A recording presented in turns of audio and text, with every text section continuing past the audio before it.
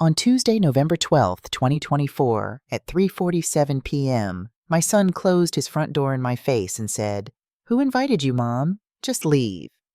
I'm Lucille Marie Bennett. I'm 62 years old. I stood on that perfect suburban porch in Seattle with my small gray suitcase at my feet, and I didn't cry. I didn't beg. I didn't knock again. I said, "Okay." Then I did something that, by the next morning, would generate 72 missed calls on my phone. But I'm getting ahead of myself. Let me tell you how a mother who sacrificed everything for her son became a stranger at his door, and how I made sure that door would never close on me again. 18 months earlier, I met Victoria Ashford for the first time on May the 3rd, 2023, at Ethan's engagement party at her parents' estate in Bellevue. The Ashford house, the Ashford mansion, sat on 2 acres with a view of Lake Washington that probably cost more than I'd earned in my entire 30-year nursing career. Victoria was stunning. 33 years old, corporate lawyer at Preston & Hyde, strawberry blonde hair that caught the light just right, and a smile that showed perfect white teeth. When Ethan introduced us, she took both my hands in hers. "Mrs. Bennett," she said, her voice warm as honey. "Ethan has told me so much about you. You raised him all by yourself. That's incredible." "Please call me Lucille," I said, "and thank you. He made it easy."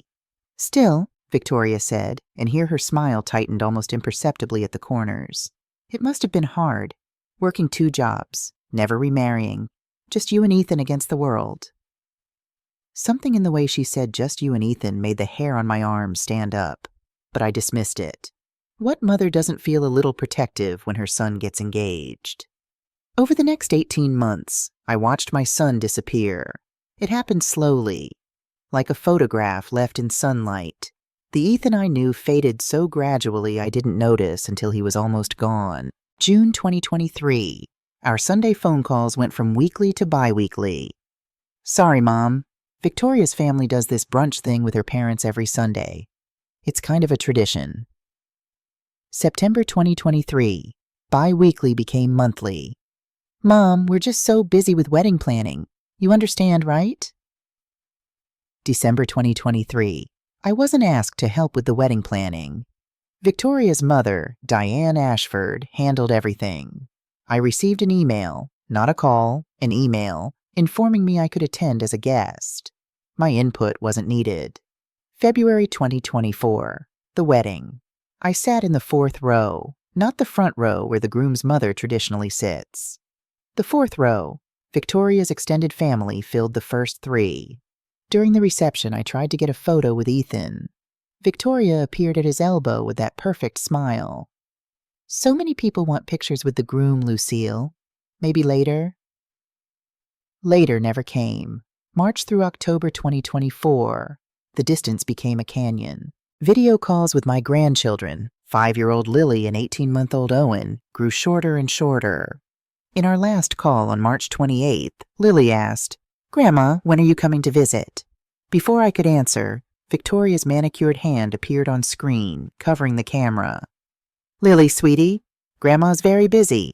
Go play with Owen." The screen went black. I texted Ethan later. "Is everything okay?" Lily seemed upset. His response came 3 hours later. "Everything's fine, Mom. Kids are just moody." I sent him 3 texts a day, just small things. "How's your day?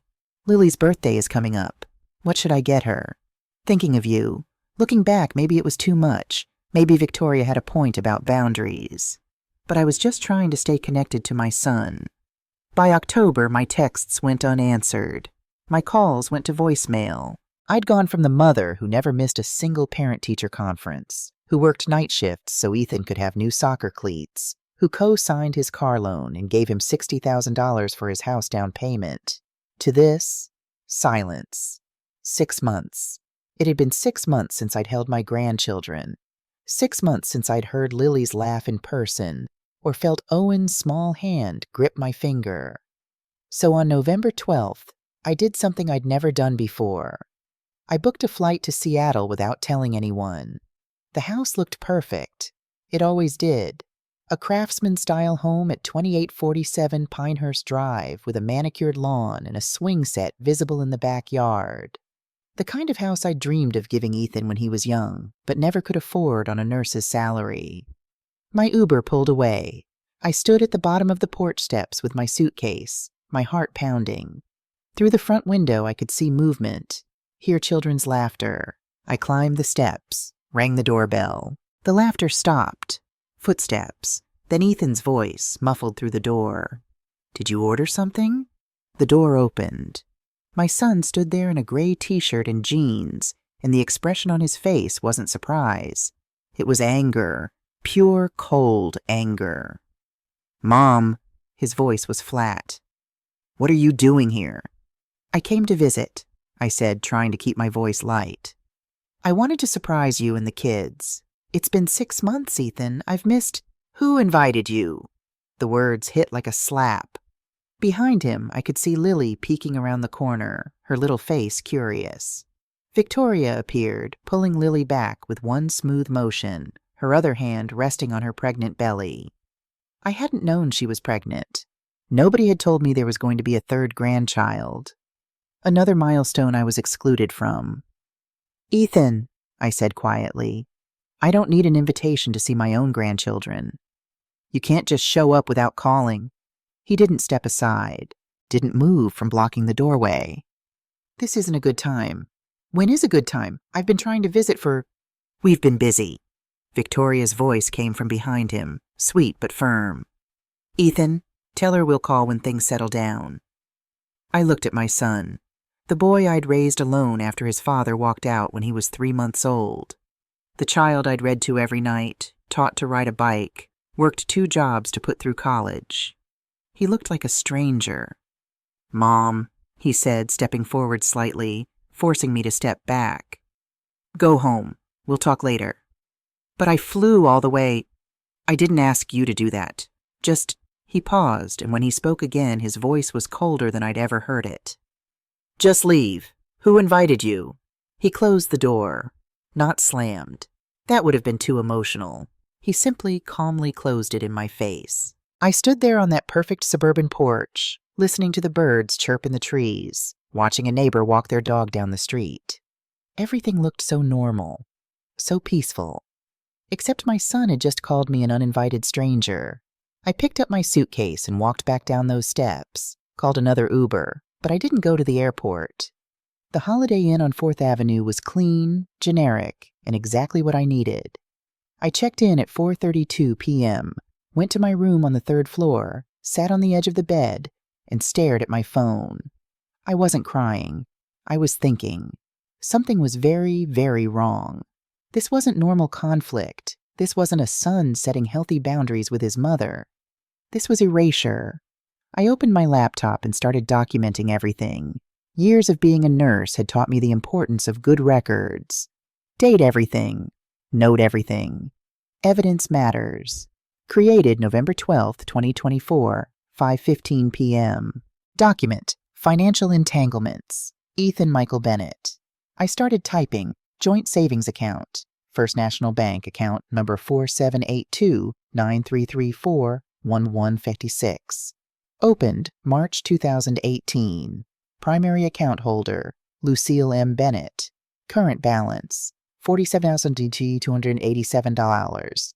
My monthly contributions, 572 months at $36,000. Purpose: help Ethan build his future car loan co-sign, Toyota Highlander 2022. Original amount, $38,500. Remaining balance, $28,340. Interest rate with my co-sign, 2.9%. Interest rate without my credit score, 7.8%. Monthly savings to Ethan, $180 house down payment, 2847 Pinehurst Drive, Seattle, WA 98103. Amount I provided, $60,000.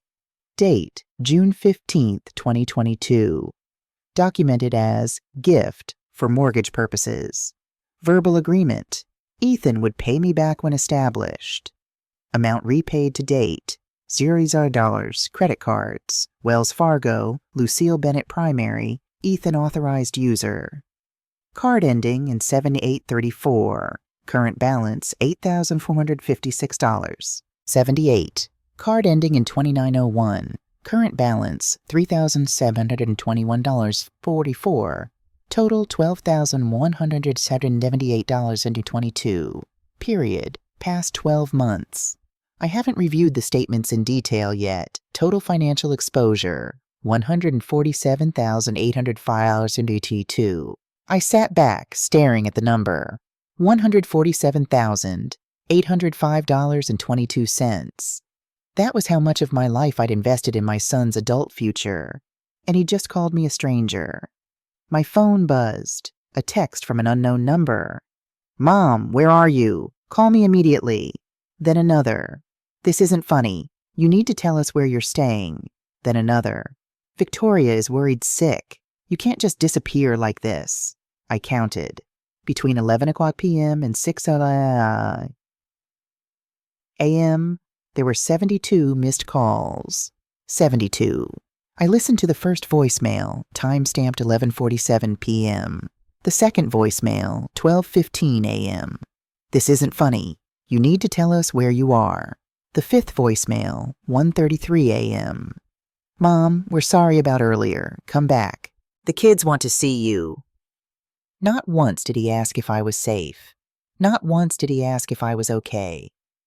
Every message was about their worry, their stress, their need to know my location. Yesterday, I was an uninvited burden they needed to leave immediately. Today, I was a crisis that needed to be located and controlled. Why? I opened my banking app and started looking at those credit card statements I'd never bothered to review carefully. Ethan was responsible. He wouldn't charge unnecessary things. I'd given him the cards for emergencies. Wells Fargo card ending in 7834. September 8th, 2024. Canlis Restaurant, Seattle, $847.63. August 12th, 2024. Four Seasons Resort, Napa Valley, $3,287.18. July 4th, 2024. Restoration Hardware, Seattle, $4,121.88. June 23rd, 2024. Nordstrom, Bellevue, $1,876.45. I kept scrolling, my hands beginning to shake. These weren't emergencies. These were luxury purchases, high-end restaurants, designer furniture, a vacation resort. I opened my photos and started taking screenshots of every transaction. Then I looked at the restaurant charge from September. $847.63 at Canlis. I Googled it. Canlis, Seattle's premier fine dining establishment. Average dinner for four, $800 September 8th. I checked my text messages with Ethan from that date. Me, haven't heard from you in a while? Everything okay? Ethan, busy week. Talk soon. He'd been too busy to text his mother back, but not too busy to charge an $847 dinner to my credit card. I kept digging. The Napa Valley charge was from August 12th, 15. Four Seasons Resort. I checked Ethan's Facebook. His privacy settings had recently changed, but I could still see photos Victoria had been tagged in. There was a photo from August 13th. Victoria, Ethan, and another couple at a vineyard. The caption, Ashford Family Weekend in Napa. Best in-laws ever. Ashford Family Weekend. I wasn't invited to Ashford Family Weekends. I was, after all, not family. But apparently I was funding Ashford Family Weekends. The restoration hardware purchase. $4,121.88 for furniture. I remembered Ethan mentioning they were redecorating their living room. Victoria has such great taste, he'd said. We're making the house really feel like ours. With my money. I created a new document. Financial analysis. Credit card charges. Period. June 2024. November 2024. Luxury purchases. $12,178.22. Percentage involving Victoria's family. 73%. Events I was invited to. 0. I didn't sleep that night. Instead, I sat at the small hotel desk and mapped out every interaction. every exclusion, every red flag I'd dismissed over the past 18 months. At 7:30 a.m., I called the First National Bank. First National Bank, this is Robert speaking. How can I help you today? Yes, hello, this is Lucille Bennett. I need to verify some account information for account number 4782-9334-1156. One moment, please. Keyboard clicking. Yes, Mrs. Bennett. I see you're the primary account holder. What information do you need? I need to understand my rights regarding this joint account. Can I restrict access to the secondary account holder? You can freeze the account, remove the secondary holder, or close it entirely. You're the primary account holder, so you have full control. And the secondary holder, would they be notified immediately? They would see the change when they next try to access the account, yes. I see. And if I chose to transfer the funds to a different account in my name only? That's absolutely within your rights, Mrs. Bennett. Would you like to proceed with any changes today? Not yet, I said. But I may need to soon. Can you email me the full account history for the past 3 years? Of course. It'll be in your inbox within the hour. Next, I searched for family attorneys in Seattle. I needed someone who specialized in grandparent rights. The third result looked promising. Harper Williams, Williams Family Law. I called at 8:15 a.m. Williams Family Law, this is Sarah speaking. Yes, I need to schedule a consultation with Ms. Williams regarding grandparent visitation rights. Of course. Can I get your name and a brief description of your situation? Lucille Bennett. I've been denied access to my grandchildren without reasonable cause. I need to understand my legal options. Ms. Williams has an opening tomorrow at 2 p.m. Does that work? Yes, thank you. I hung up and opened a new browser window. I typed, Victoria Ashford, Preston and Hyde Law Firm, Seattle. Her professional profile appeared. Smiling, confident, partner track at 33, specializing in corporate mergers and acquisitions. I clicked through to the firm's website, then checked LinkedIn. Victoria had 487 connections. I scrolled through, looking for anyone I recognized. Then I saw him. Jake Morrison, Ethan's college roommate, the best man at Ethan's wedding. I hadn't seen Jake at any family events in over a year. I sent him a message through LinkedIn. Jake, this is Ethan's mom, Lucille. I hope this isn't too forward, but I was hoping to ask you something. Do you have a few minutes to talk? The response came within 30 minutes. Mrs. Bennett, of course. Here's my cell, 206-555-0147. Call any time. I called. Mrs. B. Jake's voice was warm, genuinely happy. How are you? Man, I haven't heard from you in forever. Well, that's actually what I wanted to talk to you about. Jake, when's the last time you saw Ethan? There was a pause. That's a weird question. Please, it's important.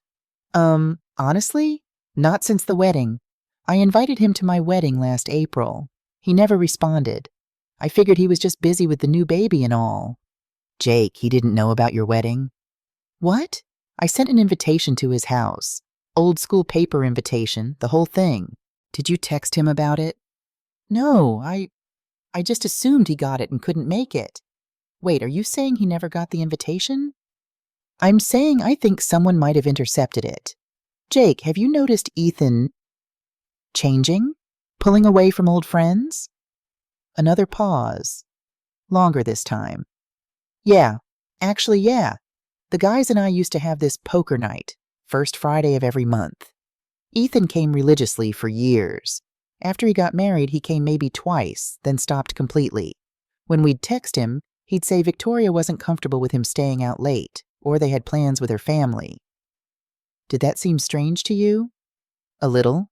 But guys get married, priorities change. I figured it was just, normal adjustment stuff. Jake, I'm going to ask you something, and I need you to be completely honest. Has Ethan seemed happy to you when you have seen him? The silence stretched out. Finally, No, Mrs. B, he hasn't. He seemed I don't know, smaller somehow. Does that make sense? Yes, I whispered. It makes perfect sense. I spent the rest of the day in that hotel room, building a case like I was preparing for trial. because maybe I would be. By 6 p.m. on November 13th, I had complete bank statements for 3 years, screenshots of every text message exchange with Ethan, a timeline of increasing isolation, contact information for 5 potential witnesses, an appointment with an attorney, a plan. My phone buzzed, another text from Ethan.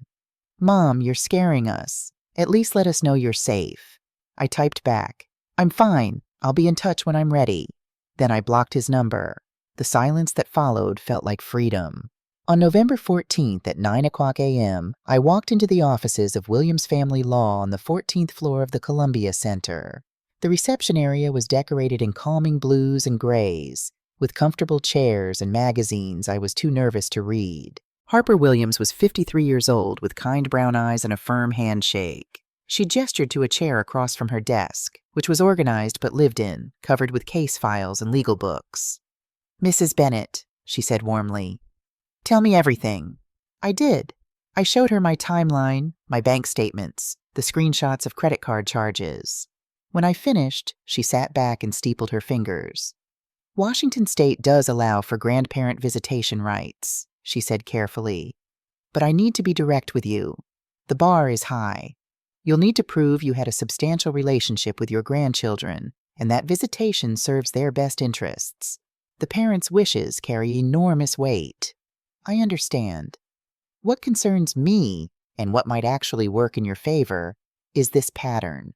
She tapped the credit card statements. "Systematic exclusion while simultaneously benefiting from your financial support. That suggests control, not legitimate boundary setting. What do I need to do?" Harper opened a legal pad. "First, we document everything, every interaction, every refusal of contact. Second, we gather witnesses who can testify to your prior relationship with the children. Third," she paused. "Third, we send a formal letter requesting visitation, specific terms, reasonable frequency. If they refuse, we file a petition with the court." "How long will this take?" "Months, most likely. Mrs. Bennett, I need you to understand. This will get ugly. They will fight back. Victoria will likely paint you as unstable, intrusive. Are you prepared for that?" I thought about Lily's face peeking around the corner. Owen's small hand I hadn't held in 6 months. "Yes," I said. "I'm prepared." That afternoon, I did something I'd been avoiding. I went back through my email archives, searching for anything from or about Victoria. I found it in my spam folder, dated September 3rd, 2024, an email I'd been CC'd on by accident, from Victoria, ashford@prestonhyde.com, to Diane, ashford@ashfordconsulting.com, cc lucille.bennett@gmail.com, accidental, subject, family boundaries, Diane. Per our conversation yesterday, I wanted to follow up in writing so we have a record. You were right about handling this proactively. Ethan's mother has become increasingly intrusive. The constant texts, 3-4 per day, the unsolicited parenting advice, the guilt trips about not visiting enough. It's affecting my mental health and our marriage. Ethan feels obligated because she's sacrificed so much, but I can't live under that kind of emotional manipulation. I've been gradually reducing contact, but she's not taking the hint. You mentioned how you handled Bruce's mother when you were newly married. Could we schedule a call? I need a strategy that doesn't make Ethan feel like he's choosing between his wife and his mother, even though that's essentially what I'm asking him to do. The pregnancy complicates things. I don't want her inserting herself into our lives again when the baby comes. We need clear boundaries established now. Thanks for the advice about the financial entanglements. You're right that accepting money from her gives her leverage. I'm working on getting Ethan to cut those ties naturally, so it doesn't look like I'm driving a wedge. By this time next year, I expect we'll have appropriate distance established. V. I read it 3 times, my hands shaking. This wasn't just Victoria being territorial. This was a calculated campaign. She'd even consulted her mother on how to handle me. And that line about financial leverage, she knew exactly what she was doing. I forwarded it to Harper Williams with the subject line, "Evidence of premeditation." Her response came within 10 minutes. This is huge. Print 3 copies. Bring them tomorrow. On November 17th, I received the certified letter Harper had drafted. It was addressed to Ethan and Victoria at 2847 Pinehurst Drive, Williams Family Law, 1201 3rd Avenue, Suite 1400, Seattle. WA 98101, November 17th, 2024. Request for grandparent visitation. Lily Bennett, age 5, and Owen Bennett, age 18 months. Dear Mr. and Mrs. Bennett, I represent Lucille M. Bennett regarding her request for regular visitation with her grandchildren. Mrs. Bennett seeks the following reasonable accommodation. Visitation twice monthly, 4 hours per visit. Neutral location mutually agreed upon. Specific dates to be coordinated with reasonable advance notice. This request is made in the spirit of maintaining family relationships and is in the best interests of the children, who have an established and loving relationship with their grandmother. Please respond within 10 business days. Failure to respond or reach an agreement will result in a formal petition being filed with King County Family Court. Sincerely, Harper Williams, Attorney at Law. I tracked the letter online. It was delivered on November 20th at 10:47 a.m. Someone signed for it. Signature illegible, but definitely not Ethan's handwriting. The response came faster than I expected. At 3:15 p.m. that same day, my new email address, the one only Harper and Jake knew about, received a message. From Ethan Bennett, personal@gmail.com, not his usual email. Subject, we need to talk, Mom. I don't know what game you're playing, but you need to stop. Victoria is devastated. You're tearing our family apart. If you want to see the kids, all you have to do is apologize and come over like a normal person. This legal threat is insane. Are you having some kind of breakdown? Because this isn't like you. The mom I knew would never do this. Please, just drop the lawyer stuff and let's talk like adults. I forwarded it to Harper without responding. Her reply, perfect. He's admitting they're denying access. Save everything. That evening, my friend Claire Patterson called. Claire and I had been friends for 15 years, ever since our sons played Little League together. Her son had married young too, though their relationship seemed healthier. Lucille, I need to tell you something, she said without preamble. I should have mentioned this months ago, but I didn't want to interfere. What is it? At church, back in March. Victoria was at the coffee hour after service. I overheard her talking to Emily Rothschild and Karen Chen about you. My stomach dropped. What did she say? She was complaining about how you constantly called and questioned every parenting decision. Emily asked if it was causing problems, and Victoria said, Claire paused. She said, I'm worried she might be showing early signs of dementia. You know how some older people become obsessive. The room spun. Dementia? I pushed back, Lucille. I told her you were sharp as a tack, but she just smiled and said, sometimes the signs are subtle. I'm just concerned for her well-being. She was setting the stage, I whispered. Building a narrative. I think so, yes. And there's more. She asked Karen, you know Karen's husband is a psychiatrist. She asked if there were any gentle ways to suggest someone seek help for mental decline. That manipulative, I caught myself. Claire, would you be willing to testify to this? In court? Absolutely. That woman has been trying to paint you as unstable for months. I'll testify. The email arrived on November 23rd, Thanksgiving Eve, from Ethan Bennett, personal@gmail.com. Subject, please, Mom, I know I screwed up. Victoria doesn't know I'm writing this. Can we meet? Just you and me. No lawyers. Remember that coffee shop on Pike Street? The one with the apple turnovers you always got me when I was in college? I miss you. I miss us. Please. Ethan, I called Harper immediately. It could be genuine, she said, or it could be an attempt to get you to say something they can use against you. If you go, take notes immediately afterward. Don't let him record you. And Lucille, be prepared for Victoria to show up. The coffee shop was called Daily Dozen, a small place with mismatched chairs and a counter that smelled like cinnamon. I arrived at 9:50 a.m. on November 24th, 10 minutes early. Ethan walked in at 9:58. He looked terrible, 20 pounds thinner than I'd seen him last, with dark circles under his eyes and a wrinkled button-down shirt I didn't recognize. When he saw me, something flickered across his face. Relief, maybe, or guilt, before he composed himself. "Hi, Mom." "Ethan." We ordered coffee. Neither of us wanted turnovers. We sat by the window, and for a long moment, neither of us spoke. "I miss you," he said finally, wrapping his hands around his coffee cup without drinking.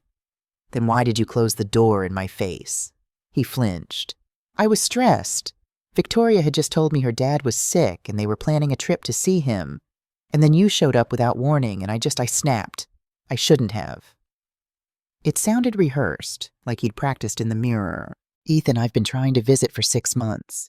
6 months of excuses. We've been busy. The pregnancy has been hard on Victoria. Work is insane. The kids are a handful. Has Victoria told you what I supposedly did wrong? The specific things I said that were so terrible?" He hesitated, and in that hesitation I saw everything. "She said you criticized her parenting, that you made her feel inadequate. When? Give me one specific example." You told her she was feeding Owen wrong." "What did I say? Exact words." "I don't remember exactly.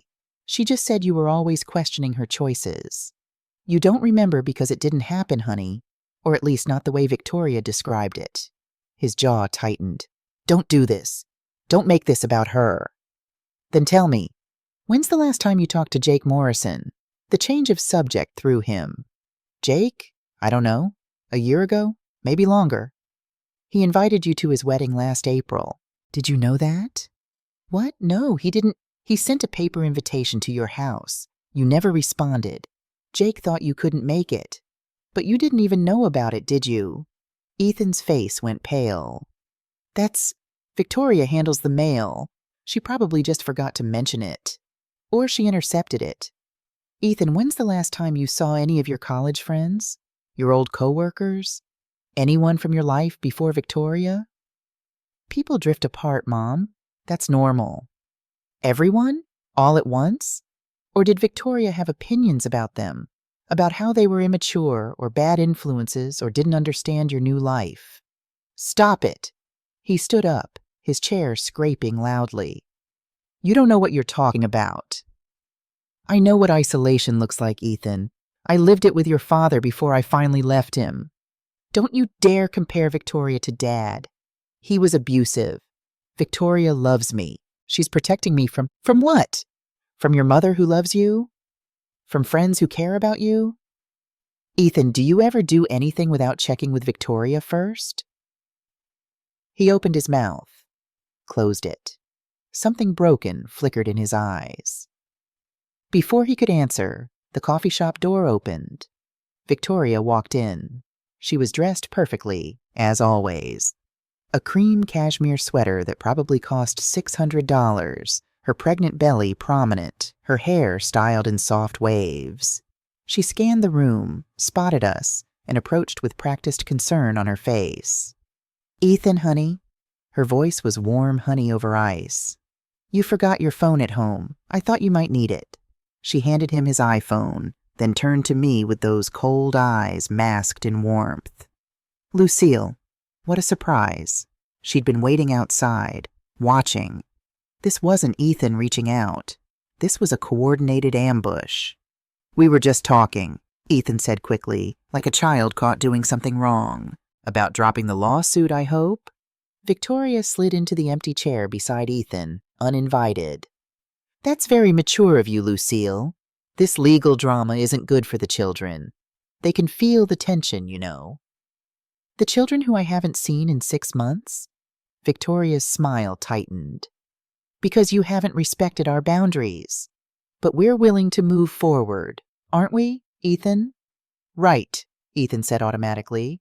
"Fresh start." I looked at him, watched him not meet my eyes, watched him defer to her automatically. "Let me ask you something, Victoria," I said calmly. "Those credit card charges from September, the $847 dinner at Canlis, Was that an emergency? Victoria's mask cracked, just slightly. Ethan's head snapped up. What? He said. I pulled out my phone and opened the screenshots, slid them across the table. Or the $3,200 vacation to Napa Valley in August.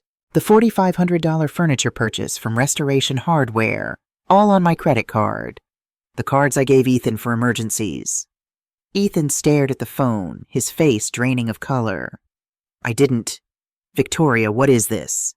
Those were work expenses on your corporate card, Victoria said quickly. Your mother is confused. These are Mom's cards. Look at the account numbers.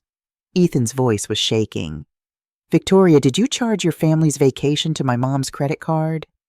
It was an emergency. My father was sick and we needed...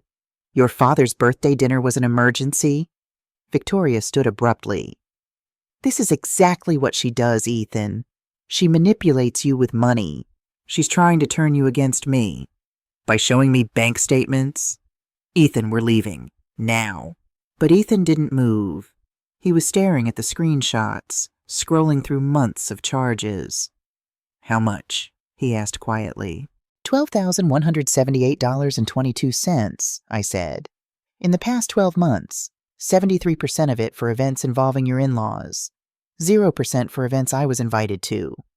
That's because you're not invited, Victoria snapped, her composure shattering. You're overbearing and controlling, and you make everything about you. Ethan doesn't need you hovering over his life anymore. Then why does he need my money? The coffee shop had gone quiet. Other customers were watching now. Victoria grabbed Ethan's arm. We're leaving. Don't make me ask again. Ethan stood slowly. He looked at me, then at Victoria, then back at me. Something in his face was changing, like ice beginning to crack. I need to think, he said to neither of us in particular. He followed Victoria out, but at the door, he turned back and mouthed 2 words. I'm sorry. Then he was gone. I sat there alone with 3 cooling cups of coffee, my hands steady, my mind clear. I pulled out my phone and typed detailed notes of everything that had just happened, every word, every expression, every reaction.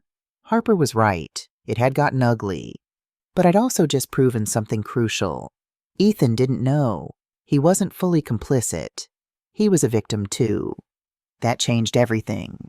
The cease and desist letter arrived on November 27th, sent from Preston and Hyde Law Firm, Victoria's own firm.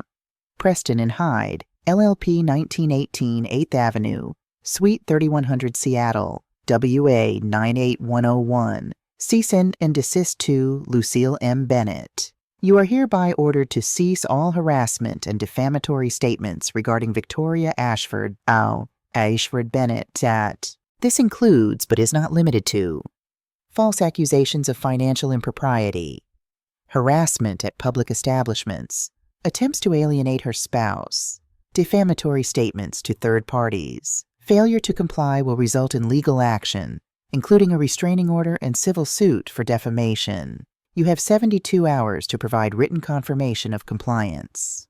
Margaret Walsh, partner, on behalf of Victoria Ashford Bennett. I called Harper immediately. It's an intimidation tactic, she said after reading it. They have no case. You shared documented evidence with your attorney and close friend. That's not defamation. This is meant to scare you into silence. It's not working. Good, because I have news. I've been researching that down payment you gave Ethan. You mentioned text messages discussing repayment. Yes, from 4 years ago when we first talked about him buying a house. Send them to me. In Washington State, there's legal precedent for family loans disguised as gifts for mortgage purposes. If we can establish expectation of repayment, we might have grounds for a civil suit. I don't want to sue him, Harper. I know, but having grounds for a suit gives us leverage. It means they can't push you around with empty threats. That evening, Claire called again. Lucille, you need to come to church this Sunday. Word has gotten around. Victoria called Pastor Mitchell. What did she tell him? She said you were mentally unstable and making false accusations. She painted herself as the concerned daughter-in-law trying to help her husband's troubled mother. My chest tightened. And did he believe her? He called me to verify. I told him the truth, all of it. He wants to hear your side before service on Sunday. On December 1st, I sat in Pastor Mitchell's office with my folder of documentation. The pastor was 68 years old, with kind eyes and a gentle demeanor that had helped me through my divorce 30 years ago. He read through everything carefully: the timeline, the credit card statements, the accidental email, Victoria's threatening cease and desist. When he finished, he removed his reading glasses and rubbed his eyes. "Mrs. Bennett, I'm deeply sorry. I should never have taken Mrs. Victoria's claims at face value." He set down the papers. She was very convincing. She talked about your erratic behavior, your inability to respect boundaries, your financial manipulation. "Financial manipulation?" I repeated flatly. She claimed you threatened to ruin them financially if they didn't submit to your demands for constant access. She asked if the church had any formal processes for addressing members who cause discord in families. He paused. "She wanted me to intervene, to call you and suggest you seek help. They were trying to isolate me completely. If I lost my church community, my support network, I'd have nothing."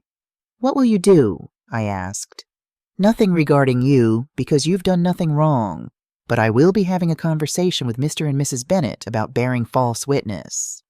The petition for grandparent visitation was filed on December 5th, 2024, in King County Family Court. The hearing was scheduled for January 9th, 2025.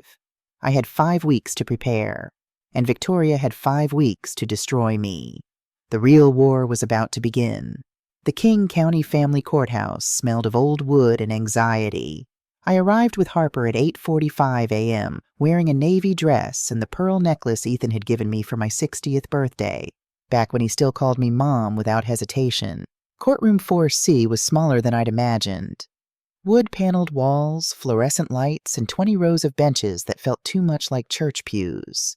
Ethan and Victoria sat on the opposite side with their attorney, Margaret Walsh, a sharp-looking woman in an expensive suit who radiated the kind of confidence that comes from winning. Victoria wore soft pink, her pregnant belly prominent, minimal makeup, calculated innocence. Ethan stared at his hands, unable to meet my eyes. At 9 a.m. sharp, Judge Catherine Sullivan entered. She was 64 years old, with steel-gray hair and an expression that suggested she'd seen every family lie there was and believed none of them anymore. "This is a petition for grandparent visitation rights," she began, looking over her reading glasses. "Mrs. Lucille Bennett, you're alleging you've been denied access to your grandchildren without reasonable cause. Mr. and Mrs. Bennett, you're opposing this petition. Let's begin." Harper stood, smoothing her jacket. "Your Honor, we'll demonstrate that Mrs. Bennett had a substantial, loving relationship with her grandchildren for the first years of their lives, and that this relationship was systematically terminated without justification. We have witnesses prepared to testify and documentation of a pattern of exclusion." Margaret Walsh rose. "Your Honor, the respondents will show that Mrs. Bennett repeatedly violated boundaries, made the mother feel inadequate, and created tension in the home. The parents have every right to limit contact with anyone who disrupts their family dynamics, including a grandmother." "Proceed," Judge Sullivan said. Harper called Jake Morrison first. He walked to the stand in a pressed suit, looking uncomfortable but determined. "Mr. Morrison, how long have you known Ethan Bennett?" 15 years. We were roommates at University of Washington. How would you describe him before his marriage? Outgoing, social, loyal? He called his mom every Sunday without fail. We had this running joke that he was the most reliable guy we knew. Always showed up, always followed through. And after marriage? Jake glanced at Ethan, something like sadness crossing his face. Different. Distant. He stopped coming to poker nights. Stopped answering texts. The last time I saw him was at his wedding. Did you invite him to your wedding in April 2024? Yes. I sent a formal invitation to his home address, 2847 Pinehurst Drive. He never responded. I assumed he couldn't make it. Did you follow up with him directly? I tried. I texted him 3 times. He finally responded 6 weeks later, saying he'd been really busy and congratulations to me and Sarah. He never mentioned the wedding invitation. Margaret Walsh stood for cross-examination. Mr. Morrison, isn't it normal for married men to prioritize their wives over friend groups? Sure, but it's not normal to ghost every friend you've ever had. Maybe your group wasn't compatible with his new life? Jake's jaw tightened. Or maybe his wife decided who he was allowed to be friends with. Claire Patterson testified next, her voice steady and clear. Mrs. Patterson, you've known Mrs. Bennett for how long? 15 years. Our sons played Little League together. Did you ever hear Victoria Bennett discuss Lucille? Yes. At church coffee hour on March 17, 2024, she was talking to Emily Rothschild and Karen Chen. What did she say? She said Ethan's mother was becoming a problem and asked if anyone had experience with a parent developing dementia. The courtroom murmured. Judge Sullivan's eyes sharpened. What was your response? I told her Lucille was sharp as ever. Victoria said sometimes the signs are subtle. I'm just concerned for her well-being. Then she asked Karen, whose husband is a psychiatrist, if there were gentle ways to suggest someone seek help for mental decline. Margaret Walsh approached. Mrs. Patterson, isn't it possible Mrs. Victoria was genuinely concerned? About a woman she was actively excluding from her family? A woman she was simultaneously using for financial support? No, I don't think concern was her motivation. Then it was my turn. I walked to the witness stand, my legs steadier than I'd expected. I placed my hand on the Bible and swore to tell the truth, the whole truth, and nothing but the truth. I'd been telling the truth all along. Harper's questions were gentle, designed to let me tell the story. Mrs. Bennett, how often did you see your grandchildren before November 2024? For the first 4 years of Lily's life, I visited every 6 to 8 weeks. I was present at her birth. I stayed with them for 2 weeks after Owen was born to help Victoria recover. I attended every birthday party until they stopped inviting me. When did the invitations stop? Lily's 4th birthday, March 2023. I wasn't told there was a party until I saw photos on Facebook 3 days later. Did you ever criticize Victoria's parenting? I asked questions. I never said she was wrong. Can you give an example? Last February, during a video call, I asked if 3 hours of iPad time was typical for a 4-year-old. Victoria said it was fine. I said okay. That was the end of the conversation. Did you push back? No. They're her children. I don't parent other people's children. Harper pulled out a document. Your Honor, I'd like to enter Exhibit C, credit card statements from Wells Fargo, account ending in 7834, primary card holder Lucille Bennett. She handed me the papers. Mrs. Bennett, can you identify these? These are charges made by Ethan as an authorized user on my credit card. Can you read the highlighted entries? I put on my reading glasses. September 8th, 2024, Canlis Restaurant, Seattle, $847.63. August 12th through 15th, 2024, Four Seasons Resort, Napa Valley, $3,287.19. July 4th, 2024, Restoration Hardware, $4,521.88. Were these emergencies? No. These were luxury purchases and a family vacation, a vacation I wasn't invited to. Were you invited to any of the events these charges funded? No, I was specifically excluded from Victoria's family events while unknowingly paying for them. Margaret Walsh's cross-examination was sharp. Mrs. Bennett, you admit you sent multiple texts daily to your son? 2 to 3 texts. Is that excessive for a grandmother trying to stay connected? You showed up at their home unannounced, did you not? After 6 months of being unable to see my grandchildren, yes, I visited. And when your son asked you to leave, you refused and stayed in Seattle, hired an attorney, and initiated legal action. Correct? I stayed because something was wrong. I hired an attorney because I was being systematically excluded while being financially exploited. I initiated legal action because I have rights as a grandmother, and those children have a right to know me. So this is about your rights, not the children's best interests? This is about a relationship being destroyed by someone who saw me as a threat to her control. Margaret's smile was thin. No further questions. Victoria took the stand, dabbing her eyes with tissue before she even sat down.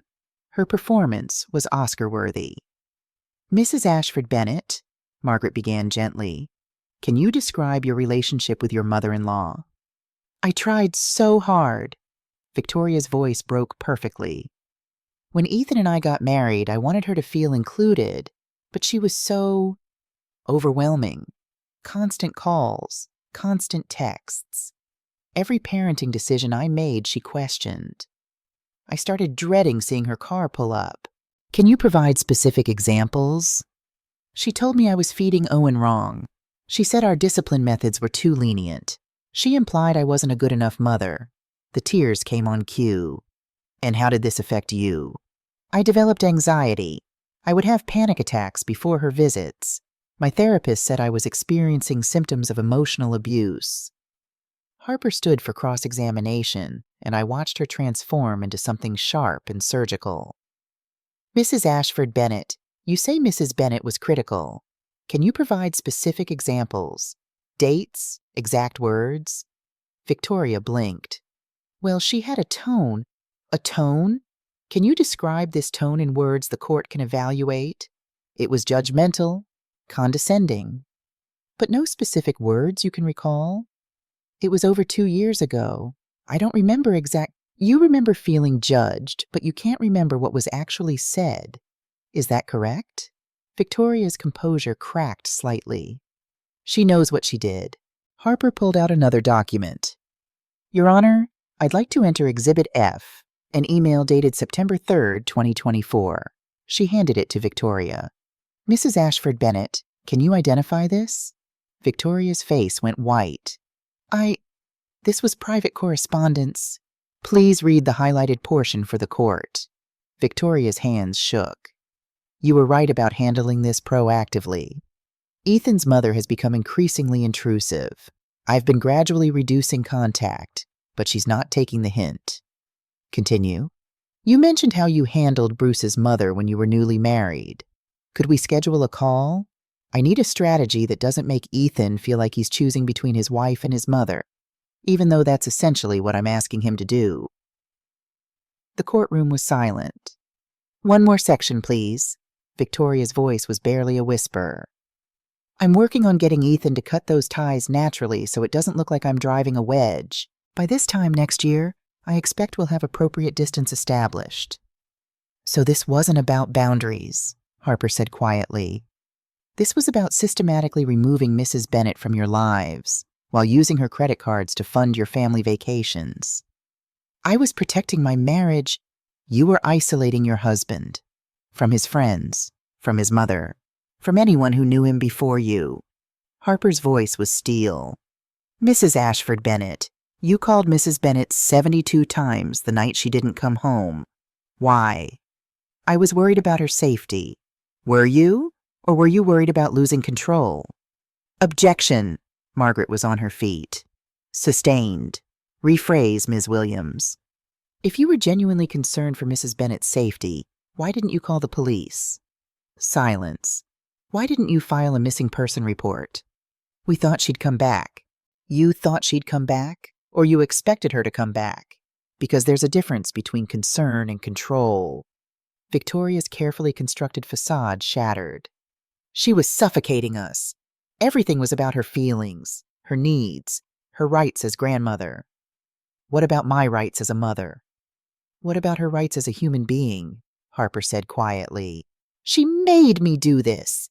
She left me no choice but to protect my family from her manipulation." Judge Sullivan removed her glasses. The courtroom held its breath. "Mrs. Ashford Bennet," Judge Sullivan said, her voice calm but cutting, "your testimony revealed more than you intended. Your statement about protecting your family while simultaneously using Mrs. Bennet's financial resources shows a troubling pattern." Victoria's face was red, tear-streaked, no longer perfect. "The evidence shows systematic exclusion without reasonable cause, financial exploitation, isolation of Mr. Bennet from pre-existing relationships, and preemptive social sabotage." The judge looked at her notes. "The email dated September 3rd is particularly damning. This wasn't boundary setting. This was calculated removal. She turned to Ethan. Mr. Bennett, throughout these proceedings, you've barely looked at your mother. When your wife spoke about protecting you, you didn't contradict her. Why? Ethan's voice was hoarse. Because I couldn't. Why not? Because, he looked at Victoria, then at me, something breaking in his face. Because I don't know how to think for myself anymore. Judge Sullivan nodded slowly. Here is my ruling. Mrs. Lucille Bennett is granted visitation rights with her grandchildren, Lily and Owen Bennett, effective immediately. Victoria gasped. Visits will occur twice per month, 6 hours each visit at a neutral location mutually agreed upon. For the first 3 months, a court-appointed supervisor will be present, not Mrs. Ashford Bennett, but a neutral third party. She looked directly at Victoria. Furthermore, any attempt to interfere with Mrs. Bennett's visitation will result in contempt charges. These children have a right to know their grandmother. That is not optional. The gavel cracked like thunder. The first supervised visit happened at Green Lake Community Center on January 18, 2025. Rosa Martinez, a kind woman in her 50s, was our supervisor. Ethan's car pulled up at 10 o'clock a.m. sharp. Victoria stayed in the driver's seat, sunglasses on, staring straight ahead. Lily walked slowly, holding Owen's hand, looking back at the car for permission. Grandma? Her voice was hesitant. I knelt down. Hi, sweetheart. I've missed you so much. Mommy said you were sick. My heart clenched. I'm all better now. Owen, now 2 years old, didn't remember me well.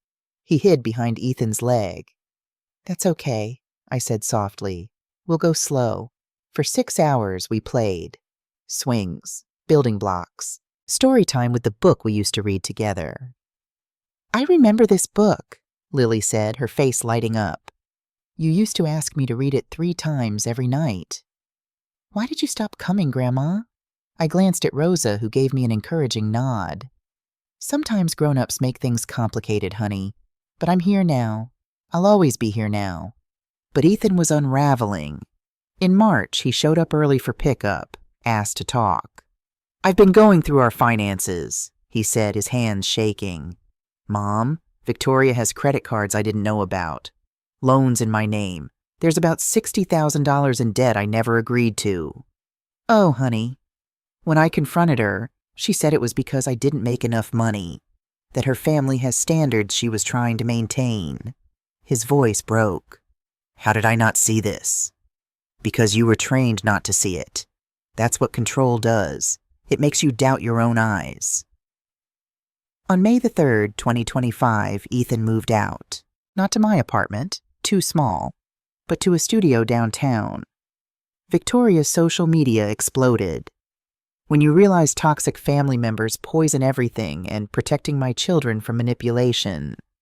Her mother, Diane Ashford, called me directly. You destroyed my daughter's marriage. Your daughter destroyed it herself when she isolated my son and stole from me. Those were family expenses. Tell me, Diane, did Victoria mention the $60,000 in secret debt? Or just the parts that make me look like the villain? I hung up. Ethan filed for divorce in June.